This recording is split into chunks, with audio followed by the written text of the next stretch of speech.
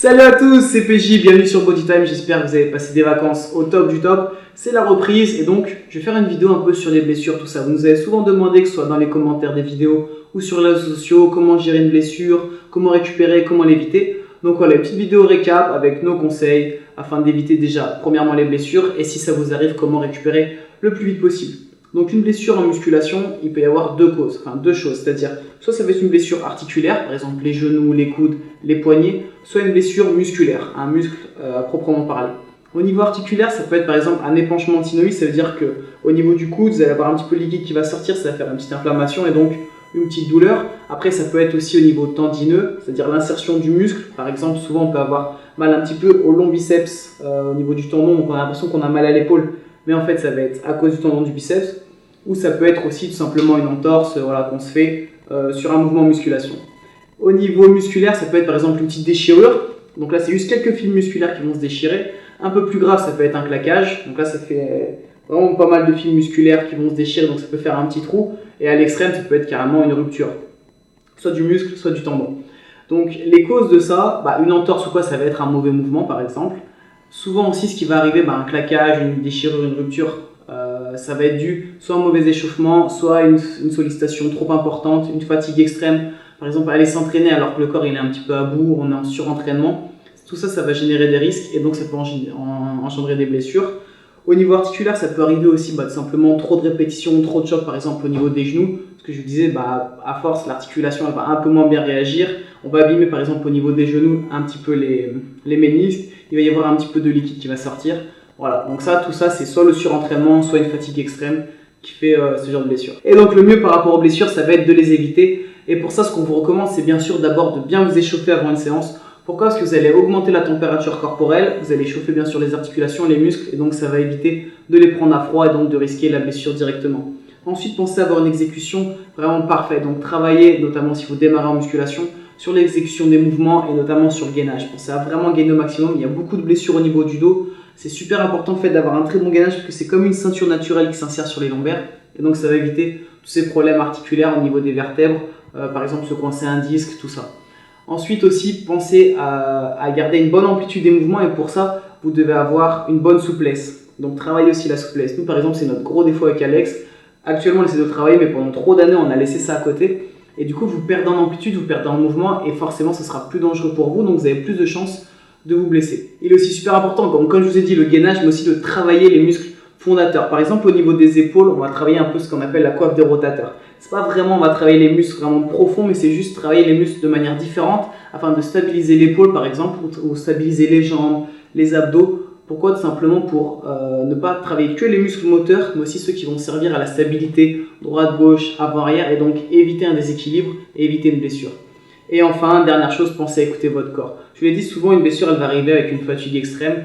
Par exemple, juste avant les vacances, Pascal, donc un ami, s'est blessé. Pourquoi ? Parce qu'il était fatigué, il a quand même été à la salle, il ne sentait pas trop la séance, il a voulu forcer, il a mal forcé, il s'est fait mal au dos. Tout simplement parce que c'est important de temps en temps de savoir s'écouter. Il vaut mieux peut-être reporter une séance au lendemain si vraiment on a une grosse fatigue, qu'on a mal récupéré, mal mangé, et faire une grosse séance efficace le lendemain que vouloir absolument y aller.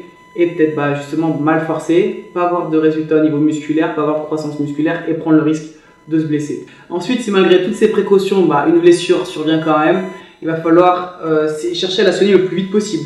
Notamment, quelque chose qui est bien, c'est soit d'appliquer du chaud, soit du froid. Donc attention, c'est que souvent on a tendance à mettre un peu n'importe quoi. Le chaud, vous allez le mettre que dans un seul cas, c'est si par exemple vous avez une contraction un petit peu musculaire.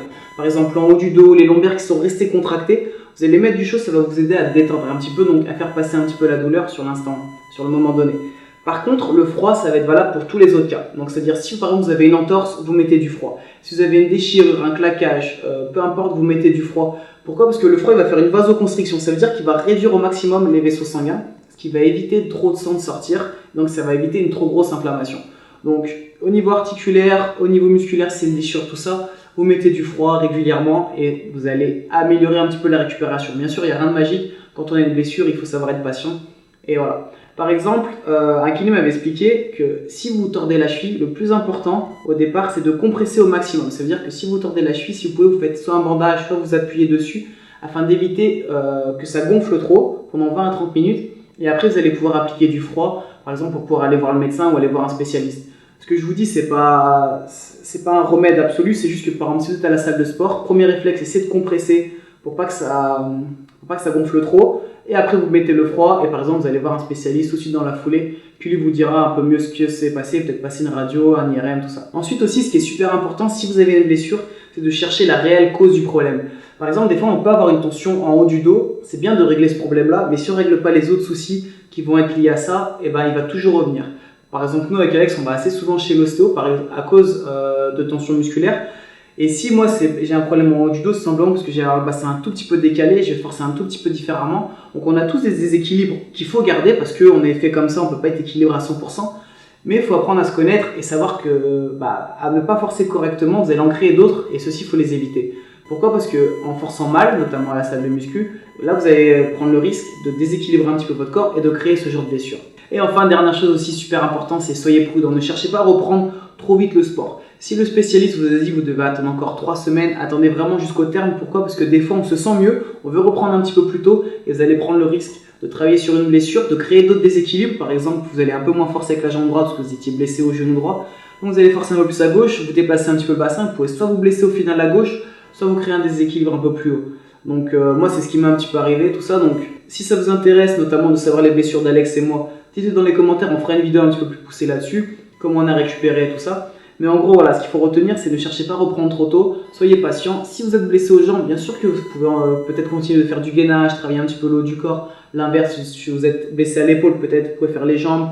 Voilà, on peut continuer de s'entraîner, mais surtout n'entraînez pas un muscle, une articulation, pardon, qui est blessé, parce que je vous assure qu'au final, ce sera vraiment pas bénéfique. Vous aurez peut-être repris une semaine plus tôt, mais le temps que vous allez perdre par la suite avec une nouvelle blessure ailleurs ou au même endroit, sera bien pire. Bon voilà pour cette vidéo spéciale sur les blessures.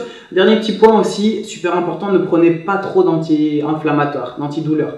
Pourquoi? Parce que bien souvent on se fait une douleur, on va prendre des médicaments et du coup on va plus sentir la douleur, mais ça ne veut pas dire que l'articulation ou que le muscle est réparé, juste qu'on ne le sent plus, on n'a plus cette sensation de douleur et on va renforcer encore plus dessus et quand le moment où les médicaments ne feront plus effet, là on va comprendre la douleur. Donc c'est pourquoi si vous vous blessez, si vraiment vous avez trop mal, bien sûr, je ne vous dis pas qu'il faut souffrir en silence, mais dans ce cas-là, prenez des médicaments, mais prenez pas de risque. Et si c'est une petite douleur, eh ben, subissez-la. Pourquoi? Parce qu'au moins, vous faites attention à votre corps. Si vous avez mal au pied, vous n'allez pas poser le pied gauche aussi fort que si vous ne sentez pas la douleur. Et donc, il y a une raison pour ça. Vous allez plus préserver votre cheville. Enfin bref, je pense que vous avez compris l'idée. Allez checker tous les programmes sur bodytime.fr là pour la reprise, pour cette rentrée, pour être au top du top. Il y a aussi les vêtements. Je vous dis à très vite, je vous l'ai dit, si vous voulez en savoir un petit peu plus sur les blessures qu'on a eues avec Alex, mettez dans les commentaires, il y en a eu pas mal, donc je ne peux pas tout mettre dans la même vidéo. Et je vous dis à très vite et surtout d'ici là, gardez la pêche.